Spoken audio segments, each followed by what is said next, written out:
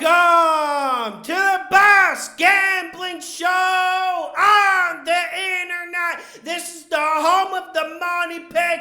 Make sure you hit the like button. Make sure you subscribe. Week 3 Vegas spread picks. Week 2 was absolutely forgettable. Thank you, Miami Dolphins, for salvaging something. Let's get to week 3. We're going to do what we did in week 1. First game, Thursday Night Football. We got the New York Giants at the San Francisco 49ers. Giants are plus 10.5. I got the Giants to cover, 49ers to win. This is one of those Thursday night games you probably don't want to bet, but I'll take the points. I'm not high on the Giants. I did think they would regress quite a bit this year. I will say I was shocked when I saw they were losing by 20 to the Cardinals. Now, one thing the Giants can do on defense, I feel like they're pretty good against the run. Their front seven is good against the run. Not great pass rushers, but what you need to do against the 49ers is stop the run.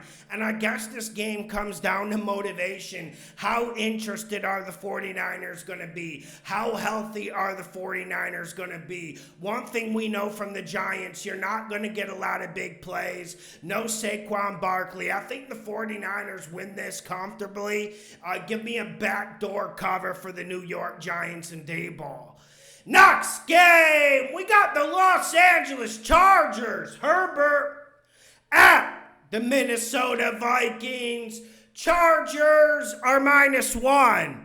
I got the Vikings to win in the cover. I mean, this game really comes down to, is Christian Darrisaw going to be healthy? I have no idea. We saw he was activated in the Eagles game, played about a play, then he sat on the bench. This Vikings team just can't protect without him. And another thing that is concerning about the Vikings is they haven't been able to run the ball so far this year. Madison needs to get something going. But the Chargers have their own host of problems. Without Austin Eckler, listen, this offense was completely pedestrian against the Titans. Chargers defense came to play against the Titans. They hit Tannehill a ton. They got the Titans off the field. We just didn't see a lot from this Chargers offense.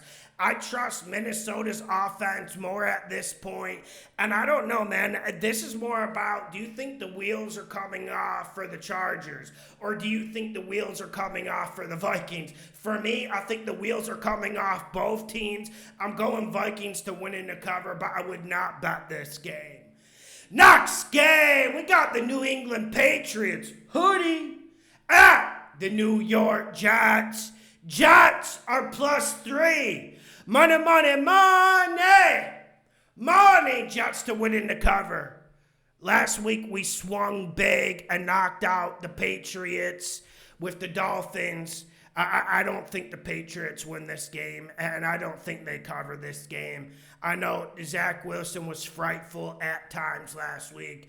There's no other way to describe it. It just wasn't good enough. But we know that when you're getting into this. And I don't want to bet Zach Wilson. I don't want to put my money on the line with him. But one thing that entices me, one thing that gets me excited is this Jets defense against the Pats offense. This Pats offense, like I've been hearing all offseason, oh, the offense is new. They got Bill O'Brien. They finally got an adult in the room. I don't think Matt Jones has played that bad. My issue is the overall talent level of this Patriots offense. The Cowboys had tons of chances against the Jets defense. I remember one time it was 1st and goal. I saw the Cowboys be able to get 16 tries to get it in. There were so many penalties. I think we see the Jets play as a more physical team, and I'm sure a lot of the money will be on the New England Patriots. People love Bill Belichick. People think betting the Patriots is a sharp bet. You can do that. I'll go Jets +3. Make it a damn money pick. Next game, we got the Houston Texans at the Jacksonville Jags. Texans are +9.5. I'm going Texans to cover, Jaguars to win. Last year, I think the Jags won this game by 3 points in Jacksonville. You got to ask yourself some questions about the Texans, though. What has this defense been doing? Where did they go last week? They were absolutely pathetic last week. And even when Minshew came in the game, they still weren't getting consistent starts. I do think the Jags bounce back this game. I do think the Jags win the game. I do think it is close. And eventually the Texans have to get their running game going. C.J. Stroud hasn't been that bad. I know he hasn't gotten a lot of attention, but he's completing his passes. They're actually finding rhythm in the pass offense. They just haven't been able to run it. Texans run it a little bit better. They cover. Jags win. I'm not touching this game. Next game, we got the New Orleans Saints at the Green Bay Packers. Packers are -2. Packers to win in the cover. Now, last week when I picked the game on Tuesday, I was right about the Falcons winning the game. But the Packers did surprise me a little bit. Here's the scheme breakdown. When you were watching that Packers-Falcons game, the first 3 quarters, Falcons just sat back in soft cover 3, and Jordan Love picked them apart. It was absolutely clinical from him. Once the Falcons got down by 12 points, they went to a tight man-to-man, and they made Jordan Love throw in tight windows. Then they got him off the field. One thing we know about the Saints, they love to sit back in zone. They love to let their secondary try to read the quarterback. I just think Jordan Love getting Aaron Jones back is going to be able to make big plays. And I'm not even negative against the Packers just because I picked against them last week. We got too many Packers fans just thinking about like cheeseheads, not thinking about the matchups. And then about the Saints, man, this Saints offense without Kamara is just missing something. Olave is balling. I really like how he's developing. I just feel like the Saints offense, I don't feel like they've reached full rhythm. And we got to give credit to this Packers defense. This Packers defense has been absolutely outstanding at times. Really, the only weakness on the Packers' defense is their rush defense. I don't know if the Saints are going to be running a whole lot. I think we'll see Taysom Hill. I don't think it surprises the Packers. Give me the Packers -2 to win in the cover. Next game, we got the Atlanta Falcons at the Detroit Lions. Lions -3. Money Lions to win in the cover. Once I saw this dip down to -3 before the show, I'm getting on it. Firstly, Arthur Smith made some puzzling decisions these first 2 weeks, but especially in that Packers game. Let me just leave it at that. Secondly, Detroit has a great offensive line. We know Vitai's going to be hurt this game. That's going to hurt the Lions a little bit. But I don't think this Falcons front is able to generate pressure. I don't think they're able to close the Lions' running lanes. And when you let the Lions run the ball, you let them get in their osmosis. Their osmosis is play action, push the ball downfield. I think Goff has a big game, and I think that's the difference in this game. Now we know this Falcons offense can run the ball. Like I said, I'm going to go back to Arthur Smith. Did you guys see how little he used Bijan Robinson? And I felt like every time Bijan Robinson got the ball, he went for a 10, 15-yard carry, making something out of nothing.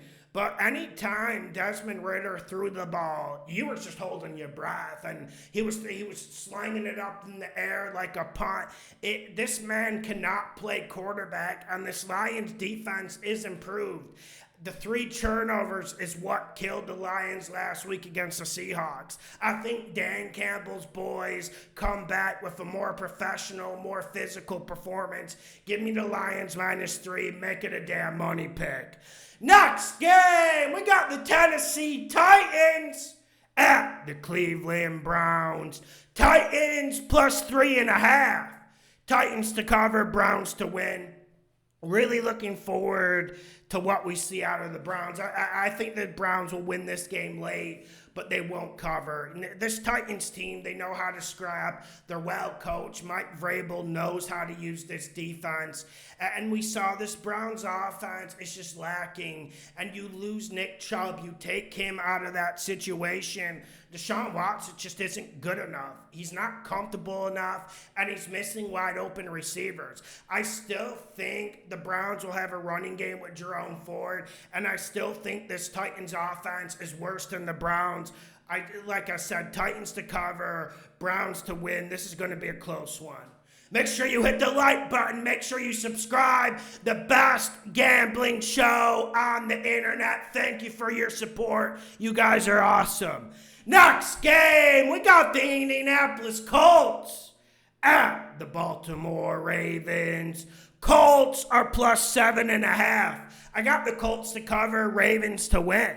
This Colts defense has looked good these first two games to start the year. Now, if Anthony Richardson plays, I'm pretty excited about this because his scrambling ability just adds a different spice to this team, and it is very hard to defend against. Like I said last week, I saw the kid run over a defensive tackle, and I wonder what the Ravens' effort level is going to be this game. Like, credit to the Ravens, what they did against the Bengals last week, but Bengals were turning that game before Joe Burrow threw one of the worst interceptions of his career. I think the Colts keep this close. I think the Ravens win, but 7.5 is an awful lot in this league. And like I want to reiterate, this Colts team, it is tough to run against them. They are winning battles in the run fits. Give me the Colts to cover, Ravens to win. Next game, we got the Denver Broncos at the Miami Dolphins. Dolphins minus 6.5. Dolphins to win in the cover. I like the Dolphins here, and this is a team I'm riding, and listen, last week was absolutely frightful, but the one team who comes hard and true is the Dolphins, and that was really the only pick I was getting criticism of when I did the video, the Dolphins against the Pats. This Dolphins team has something special. They have a special coach, and like I said earlier this year, I don't think there's a better coach team in this league, offense and defensively, other than Mike McDaniel and Vic Fangio. I think the Dolphins have too much damn firepower. On the other side of the ball, we're looking at a Broncos team that collapsed. They collapsed. They were up 21-3, dominating the Commanders team, and then you just saw them collapse and fold up like a chair and get tossed out and get did by Sam Howell. I never thought I would see a Sean Payton team play that way, and I am wondering, is there going to be a response? That's the reason why this isn't a money pick. But you do wonder in this Miami Heat, when it gets to the third quarter, when Waddle, Hill are running at you, when does this Broncos team just kind of put up their feet and throw in the white towel? I think the Dolphins cover late. I'm not confident about this Broncos team. I was really disappointed with some of the shit we saw from them last week. It just wasn't good enough. Next game, we got the Buffalo Bills. Diggs. At the Washington No Names. No Names are plus 6.5. Money, money, money. Money. Commanders to cover, Bills to win. It pains me to have to go to this point.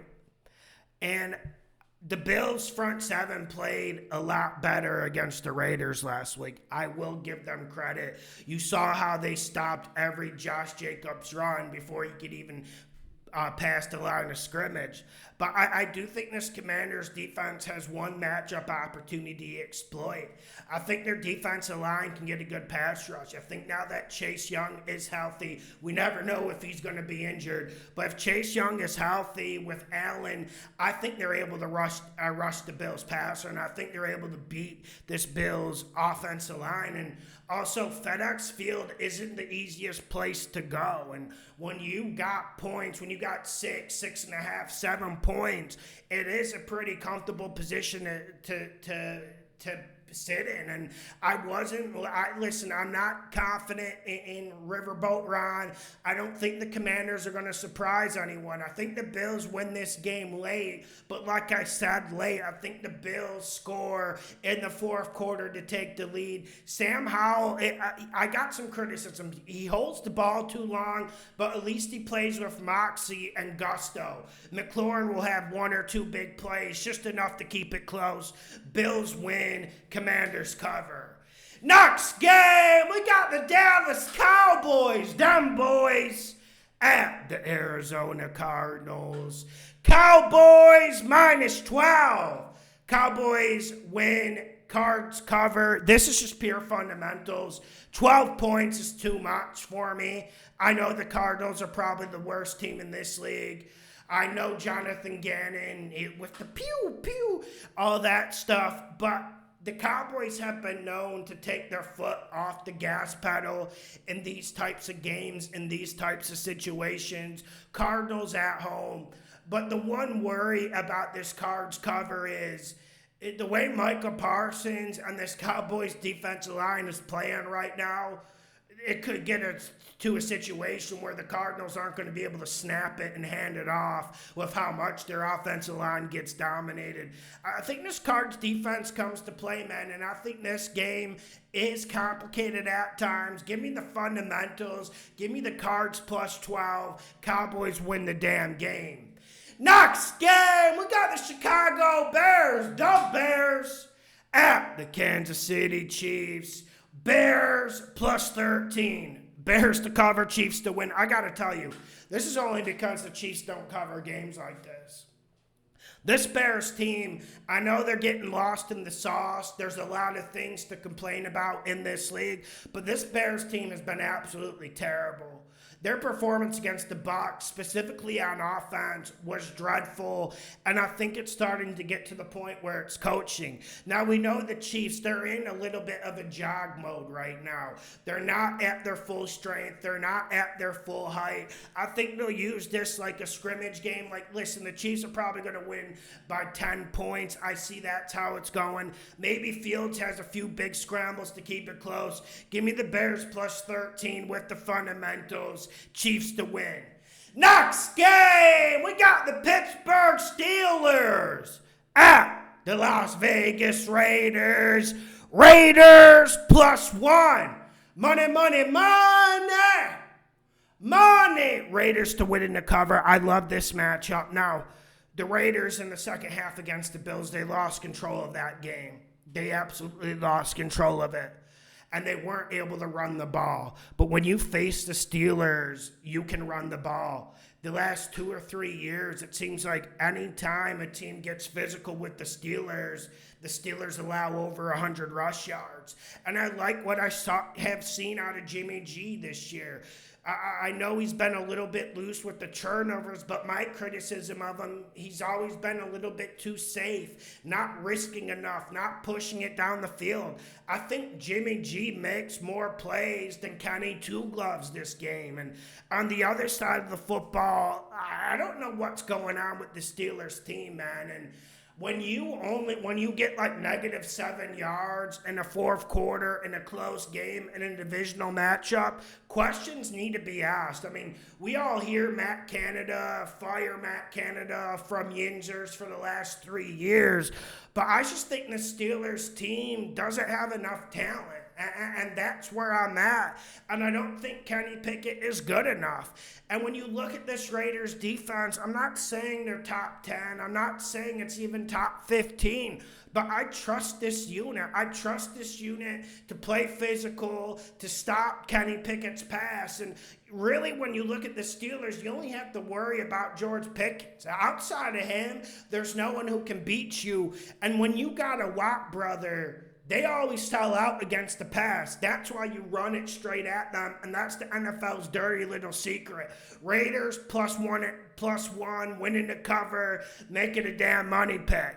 Next game, we got the Carolina Panthers at the Seattle Seahawks. Panthers are +5.5. I got the Panthers to cover, Hawks to win. Well, with that Hawks performance against the Lions, I am left with more questions than answers. They forced 3 turnovers.